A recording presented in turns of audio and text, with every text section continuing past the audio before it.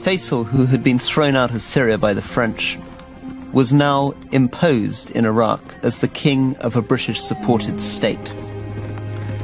The British provided advisors and some support for economic development. Nevertheless, the whole situation for the Arabs was a humiliation.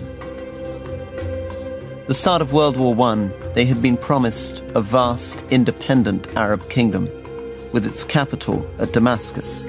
But by 1921, they were left with a patchwork of disparate new nations, not technically British and French colonies, but under British and French control nevertheless. Lawrence.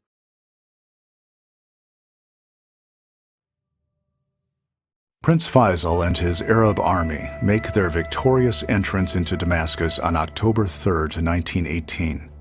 In return for supporting the Allies, Faisal expects to rule over an independent Arab republic stretching from the Persian Gulf to the Mediterranean, including Palestine, Syria, and Lebanon.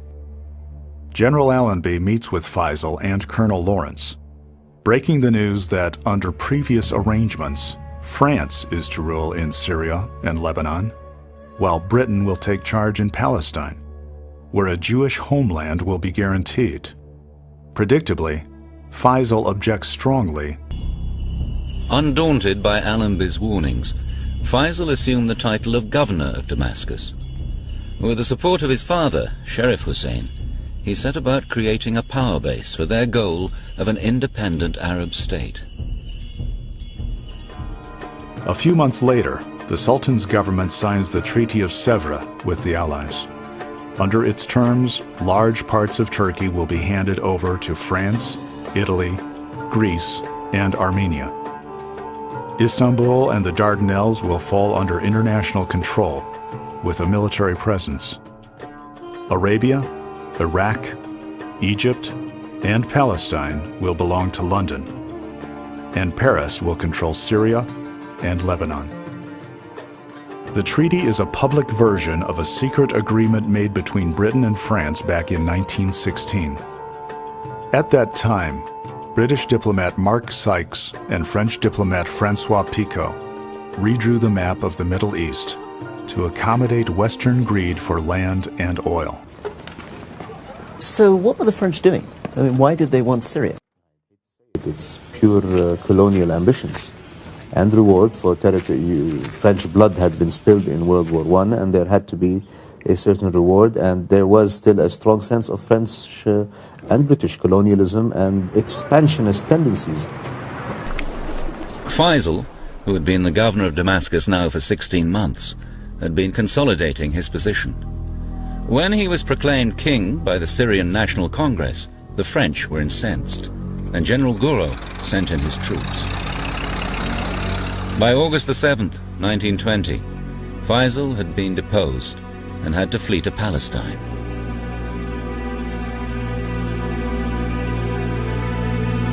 The promises to Sharif Hussein and Faisal of a single independent state were now a distant memory for the Europeans. Muslim nationalists declare the independence of the Baghdad and Basra provinces, with Faisal's brother, Abdullah, as their king.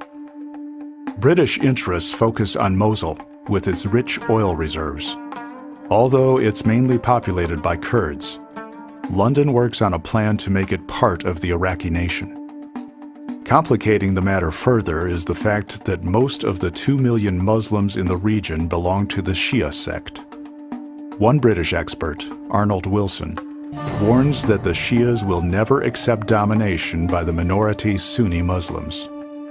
Gertrude Bell, another Arab expert, works on a plan to unify the fragmented Muslim cultures of Iraq into a single Iraqi nation.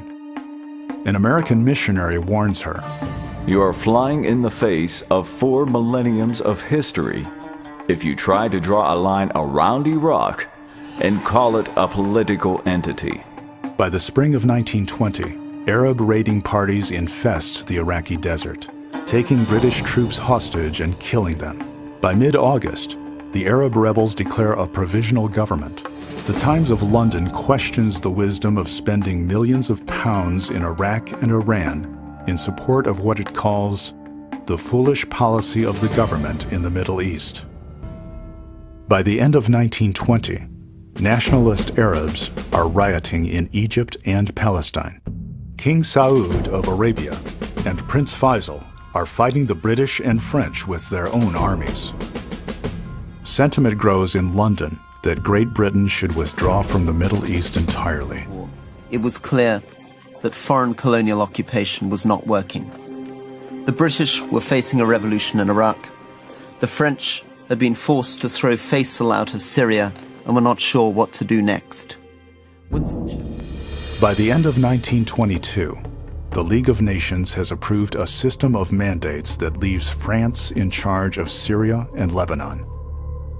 French General Maxime Weygand and his troops fight against Muslim insurrections for several years. Not until the 1930s will Damascus and Beirut gain real independence. Great Britain controls Palestine, Jordan, and Iraq.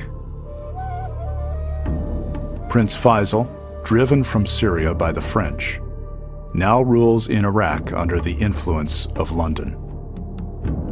His brother, Prince Abdullah, is chosen by the British to rule the new nation of Jordan, while west of the Jordan River, the Jewish nation is promised a homeland in Palestine.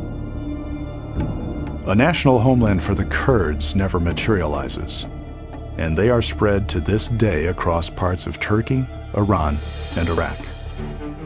In early 1921, Churchill takes charge of the government's Middle Eastern policy as colonial secretary.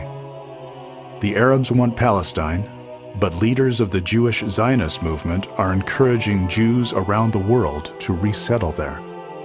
Arab landowners fear that they will be pushed out of their land. The Zionists point to the Balfour Declaration of 1917 as a justification from the British government itself for a Jewish homeland in Palestine. In July of 1922, Churchill argues before the House of Commons that Britain must accept a mandate over Palestine from the League of Nations. The measure is adopted, and Britain is committed to ensuring the security of a Jewish homeland in the Middle East. In redrawing the map of the Middle East for the benefit of Western political and economic aims, and in selecting pro-Western leaders to rule Muslims of various cultures and religious beliefs, Europe guarantees that the future of the Middle East will be plagued by civil strife, regional wars, and foreign occupation. The key ingredient for political stability, legitimacy, has been largely destroyed by a Western fabrication that has virtually ignored the history and traditions of the Middle East.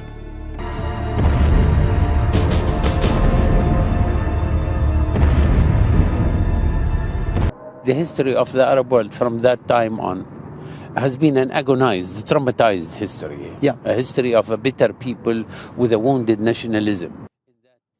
And I am not anti-Western or anti-British or anything like that. But the Western betrayal it really still rankles in the Arab psyche until today. This is the age where the Western countries succeeded in dividing the Arab world and in demolishing literally the hopes of the Arabs.